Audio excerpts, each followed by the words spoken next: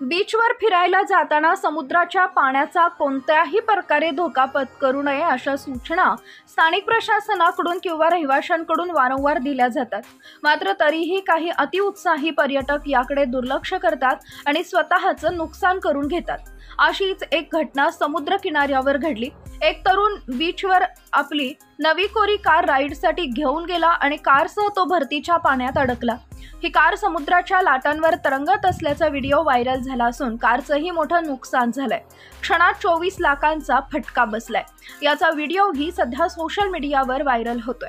आपल्या घरासमोर एखादी महागडी गाडी उभी असावी असं प्रत्येकालाच वाटतं।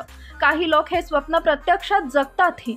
महागड्या गाड्यांवर स्टंटबाजी करणं तर तरुणांना जास्तच आवडतं। ही स्टंटबाजी मात्र कधी-कधी चांगलीच महागात पडते।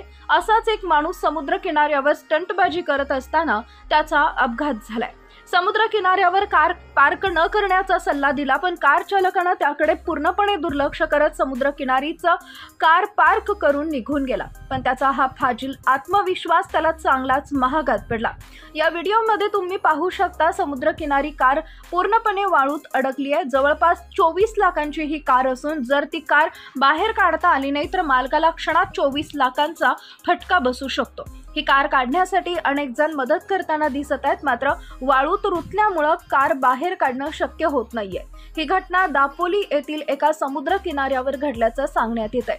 यावर आता नेटकरी वेगवेगळ्या प्रतिक्रिया देत आहेत। एकानं म्हटलंय 24 लाखाची गाडी घेतली पण 5 पैशाची अक्कल काय भेटली नाही म्हणून असं झालंय, तर दुसऱ्यानं गाडी 24 लाखांची आहे आणि अक्कल 1.5 दमडीची अशी प्रतिक्रिया दिली आहे। तर आणखी एकानं अशा लोकांना गावातल्या लोकांनी अजिबात मदत करू नये असं म्हटलंय।